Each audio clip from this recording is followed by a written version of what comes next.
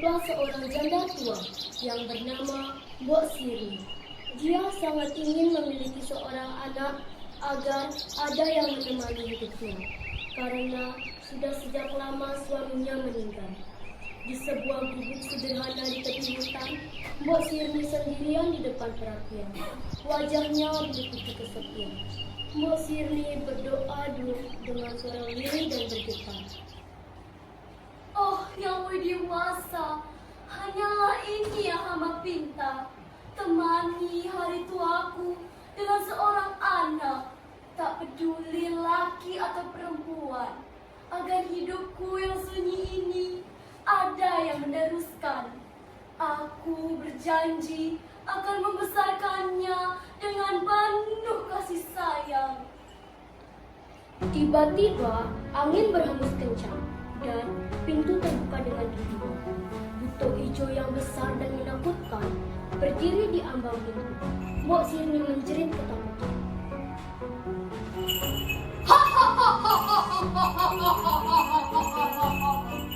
Jangan takut, perempuan tua.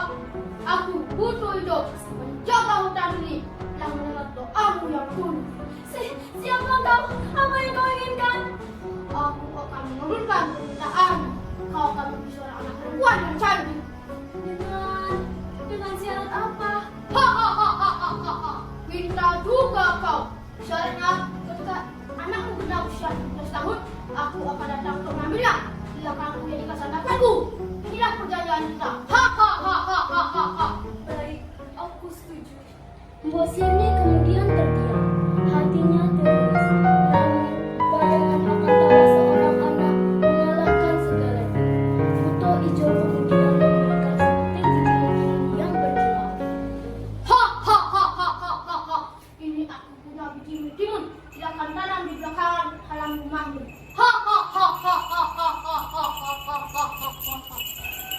Beberapa bulan kemudian, biji mentimun itu pun tumbuh dan membesar dengan sendirinya. Ajaibnya, salah satu biji mentimun itu berwarna kuning keemasan.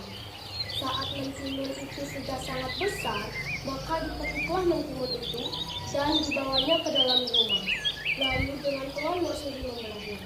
Apa yang terjadi, teman-teman? Mbok Sirni sangat terkejut. Astaga, seorang bayi! Dari dalam mentimun itu muncul bayi perempuan yang cantik. Mbok Sirni menggendongnya dengan penuh bahagia. Kau akan kuberi nama Timun Emas. Anakku, akhirnya anakku. Ku ingin kau jadi milikku, temani diriku seumur hidupku, dan ku berjanji takkan sakiti kau yang ku cinta sepenuh hati. Biarkan semua manusia jadi saksi nyata bahwa memilikimu adalah anugerah terindah untuk diriku. 17 tahun kemudian, Timun Emas yang telah dewasa sedang merapikan pakaian. Mbok Sirni memandangnya dengan pandangan sedih. Ibu, ada apa? Ibu sering terlihat sedih akhir-akhir ini. Tidak ada, nak. Ibu hanya terkena asap saja. Ayo ibu bantu. Pagi hari di ulang tahun Timun Emas yang ke-17, langit tiba-tiba gelap. Suara langkah berat pun terdengar.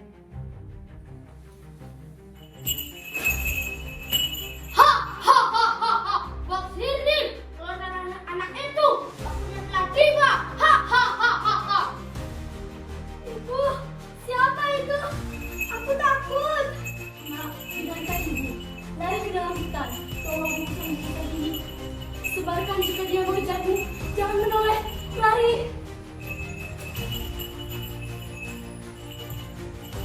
Kemudian, dengan teguh dan berani, Timun Emas bertekad akan menghadapi buto hijau.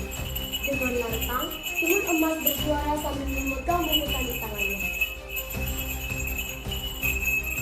Aku di sini, Buto Hijau. Bukankah kau mencariku? Jangan ganggu ibumu dan rumahku. Urusanmu denganku. Ayo kejar aku. Ijo hampir saja mengejar timun emas. Langsung saja timun emas membuka bungkusan pertama yang isinya garam, kemudian menyambut angin.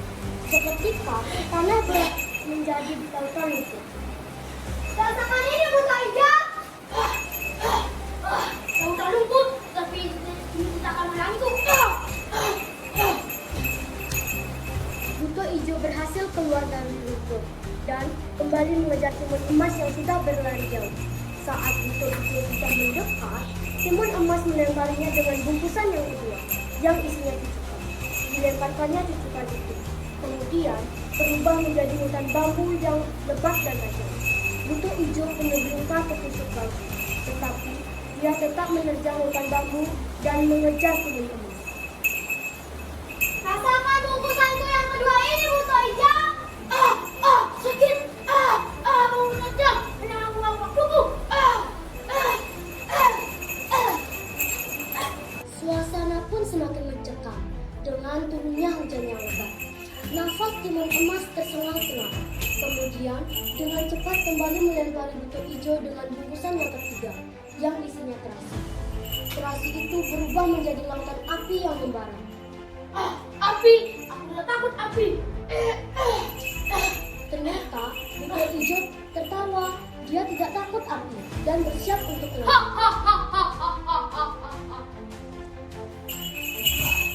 Saat Buto Ijo melayang di udara, timun emas dengan cepat kembali mengambil bungkusan yang terakhir. Kemudian menaburkan biji mentimun dan langsung tumbuh menjadi kebun mentimun yang segar dan luas. Buto Ijo yang kelelahan dan lapar tergoda. Ia pun melahap mentimun itu dengan rakus sampai perutnya membusuk. Timun besar sekali. Tidak ada sananya akan setan.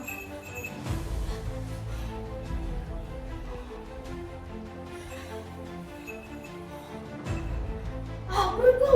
Perutku.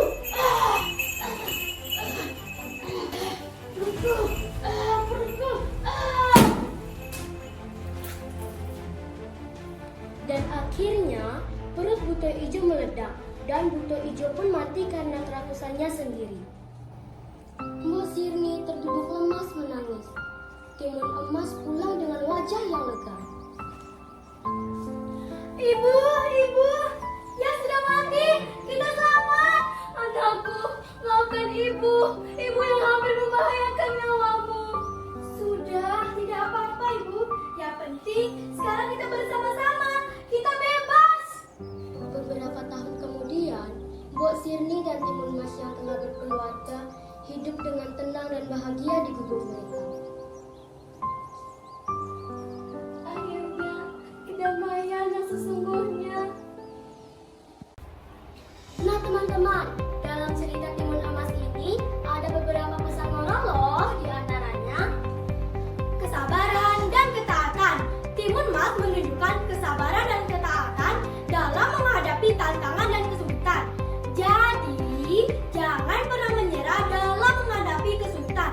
Karena dengan kesabaran dan ketaatan, kita dapat mencapai tujuan kita. Keberanian dan keteguhan. Timun emas berani menghadapi Buto Ijo dan tidak menyerah dalam mencapai tujuannya. Jadi, keberanian dan keteguhan dapat membantu kita menaati tantangan dan mencapai kesuksesan. Dan kerakusan.